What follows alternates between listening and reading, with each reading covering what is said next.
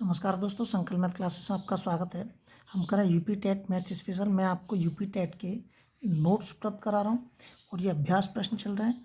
एक ए का मासिक वेतन बी के मासिक वेतन से 20% अधिक है। ध्यान रखना है, जब कभी भी कम या ज़्यादा बोले वो तो आपको 100 में से ही घटाना है और 100 में ही जोड़ना है। बी का वेतन सी के वेतन का 30% है, लेकिन यहाँ कम ज़्यादा नहीं कह रहा है। यहाँ कह रहा है कि जो बी का वेतन है वो सी का 30% है।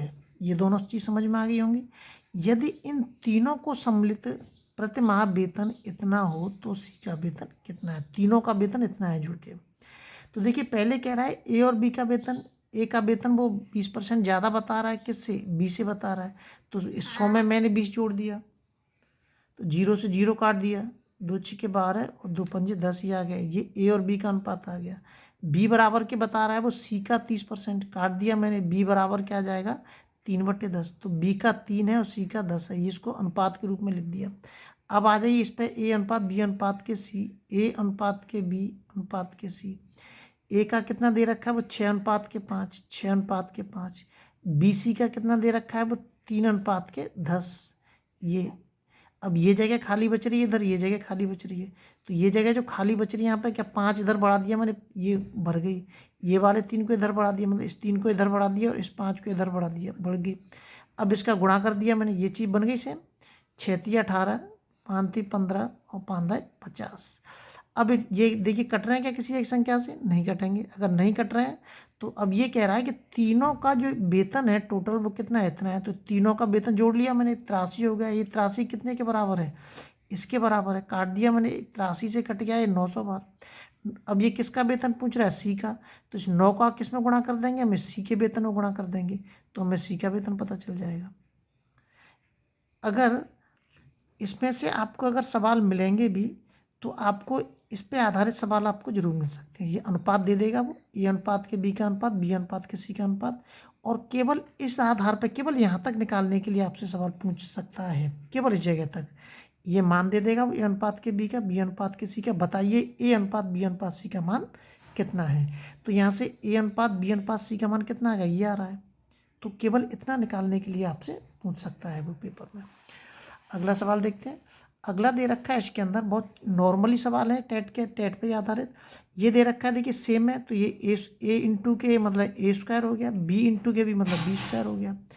इसका ऐसे मैंने भाग दे दिया, कितनी बार कट गया? 2 बार कट गया है। ये एक में प्लस और एक में माइनस, तो ये जोड़ दिया 10 हो गया। ये वाला मैंने इसमें से घटाया, 0.94 हो गया। 0.94 से 0.94 कट गया। 10 में से 2 घटाए, कितना? 8 उत्तर हो गया आपका। अगला देखिए, अगला दे रखा है इसमें, देखिए ये जो घात दे रखी है ये हर कोष्टक के ऊपर दे रखी है, दे रखी है। अगर इस तरीके से घात देती हैं तो आपको इनका आपस में गुणा करना है, और अगर इस तरीके से देती हैं तो वर्ग करना है। 2 के ऊपर 2, 2 का वर्ग करें कितना हो जाएगा? 8 हो जाएगा। इस तरीके से वर्ग बढ़ते जाएंगे नीचे तक। और अगर इस तरीके से दे रखी होती हैं तो आपको गुणा करना है।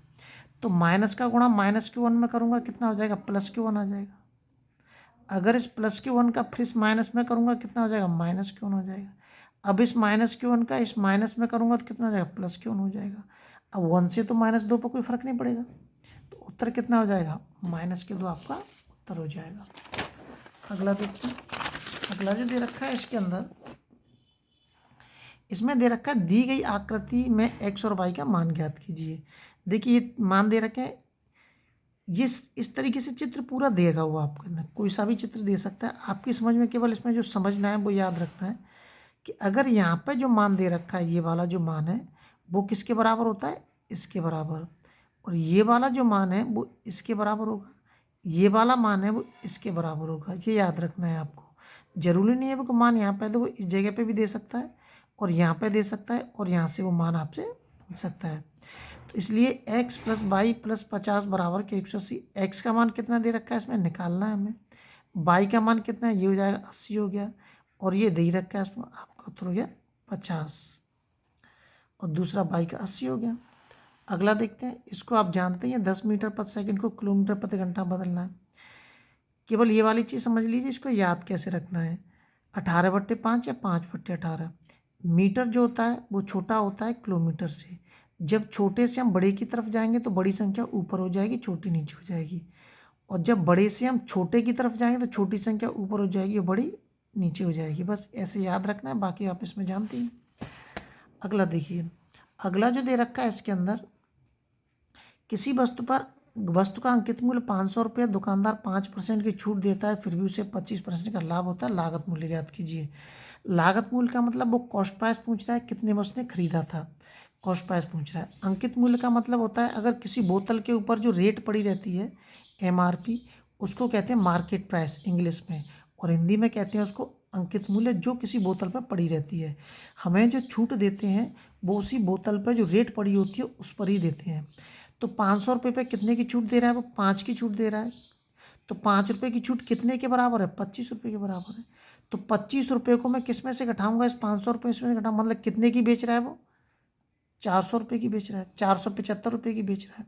लेकिन अगर आप केवल जैसे कि निकाला, निकालने के बाद घटाया, घटाने के बाद फ्री आया, अगर आप इससे बचना चाहते हैं तो डायरेक्ट आप ऐसे भी कर सकते हैं। कैसे कि 500 रुपये पे कितने की छूट दी है, 5 की छूट दी है, तो 100 में से आप 5 घटा दीजिए, 95, 95/100 का सीधा 500 में गुणा कर दीजिए, उत्तर वही आ जाएगा 475। बात देखिए, या इससे कर लीजिए या इससे थोड़ा सा 30 सेकंड या 10 सेकंड ज़्यादा लग जाएंगे, इससे 10 सेकंड आपके बच जाएंगे। अब निकालना क्या है, हमें कॉस्ट प्राइस निकालना है। तो सेलिंग प्राइस मुझे पता है 475 रुपये, 475 रुपये पे कितने का फ़ायदा हो रहा है, जितने का फ़ायदा होता है उसका भाग दे देते हैं हम, और इंटू के 100, उत्तर आ जाएगा आपका 380। मैं इसमें आपको बता चुका हूँ कई बार कि यदि सेलिंग प्राइस दे रखा है उसने और सेलिंग प्राइस में से आपको कॉस्ट प्राइस निकालना है तो लाभ हानि का भाग दे देंगे, लाभ हानि का भाग दे देंगे। जो मैंने बोला ये याद रखना है, लाभ हानि का भाग दे देंगे। यदि कॉस्ट प्राइस दे रखा होता है और सेलिंग प्राइस निकालना है तो लाभ हानि का गुणा करेंगे। दोनों पॉइंटों को याद रखना है। यदि सेलिंग प्राइस दे रखा है तो लाभ हानि का भाग दे देंगे, और अगर कॉस्ट प्राइस दे रखा है और सेलिंग प्राइस निकालना है तो लाभ हानि का गुणा कर देंगे, बस। अब देखिए, इसी सवाल को अगर मैं आपको देना चाहूँ कि जैसे कि आपने बहुत सी कोचिंगों में देखा होगा कि बहुत ही शॉर्ट तरीके से बता देते हैं और मैं बोल देते हैं कि देखिए कितना छोटा सवाल बता दिया, लेकिन वास्तविक में वो छोटा नहीं होता है, वो आपकी बाकी की कैलकुलेशन को छोड़ देते हैं। बाकी कैलकुलेशन में क्या कर देते हैं, छोड़ देते हैं वो, इसीलिए आपको लगता है कि सवाल छोटा है, लेकिन वो हमें याद करना पड़ता है। 500 रुपये पे कितने की छूट दे रहा है, 5% की, 5 कर दिया मैंने। लाभ कितने का हो रहा है, 25 का लाभ हो रहा है। 100 में जोड़ दीजिए 25, 125। अब आप इसकी कैलकुलेशन कर दीजिए, उत्तर 380 आएगा। अगर आप चाहें तो ऐसे भी सवाल को हल कर सकते हैं। अब जब आप इसकी कैलकुलेशन करेंगे तो 380 उत्तर आपको मिलेगा। अगला एक सवाल और देखते हैं इसमें। देखिए, इसमें दे रखा है छोटी बड़ी क्या, इसमें बहुत छोटा है। रूट के 2 का मतलब होता है, रूट के 2 का मतलब क्या होता है, 1/2। तो इसका देखिए 2, 3, 4, 6 का एलसीएम कितना आएगा, 2, 3, 4, 6 का जो एलसीएम आएगा वो आएगा 12। कितना आएगा, 12। इस 12 का इसके अंदर गुणा करते जी, मतलब इसमें 1/2 12 का गुणा कर दीजिए, 1/3 12 का गुणा, इसमें 12 का गुणा, इसमें भी 12 काट दीजिए। 2 6 12, 2 की पावर के 6 आ गया, 3 चौक 12, 4 की पावर के 4 आ गया, 5 की पावर 3, 3 की पावर के 2, ये काट के आ गए यहाँ पे। बस अब आप इसमें से पता कर सकते हैं कौन सी छोटी है कौन सी बड़ी है। इसमें मुझे कुछ बताने की जरूरत नहीं है, आरोही अवरोही क्रम में भी लगा सकते हैं। भिन्नों में से एक सवाल जरूर मिलेगा आपको, चाहे वो आरोही अवरोही क्रम में लगाने के लिए कैसे भी आए, और इसको आप जानते हैं 8 कैसे भाग देते जाइए, या फिर या तो एक तो तरीका यह है कि अगर आप इसको भूल जाएं तो सीधा 8 का भाग दीजिए, 6 का भाग दीजिए, 3 का भाग दीजिए और 9 का भाग दीजिए, और पॉइंटों में संख्या आएगी उसमें से आप छोटा बड़ा आसानी से पता कर सकते हैं। नहीं तो इन दोनों का अंतर करिए। इन दोनों का अंतर जब पता करेंगे जब नीचे की संख्या सभी भिन्नों में बड़ी होगी, नीचे की संख्या हर जो सभी भिन्नों में बड़ा होगा ऊपर वाले अंश से, तो आप ऐसे करेंगे। 8 का 3 का अंतर कितना होता है, 5 होता है। 5 का 3 भाग दे दीजिए, 5 के 30। 6 और 5 का अंतर 1 होता है, 1 में 5 का भाग दे दीजिए, 5 आ जाएगा। 3 2 का अंतर 1 होता है, 1 का 2 भाग दीजिए, 2 आ जाएगा। 9 में 5 का 4 का अंतर कितना, 4 का होता है, 4 का 5 में भाग दे दीजिए। अब इसमें से आप आरोही अवरोही क्रम में छोटी बड़ी संख्या आसानी से पता कर सकते हैं। अगले वीडियो में आपसे फिर मिलते हैं, जब तक आप अपने लेवल वीडियो को शेयर और सब्सक्राइब जरूर करें।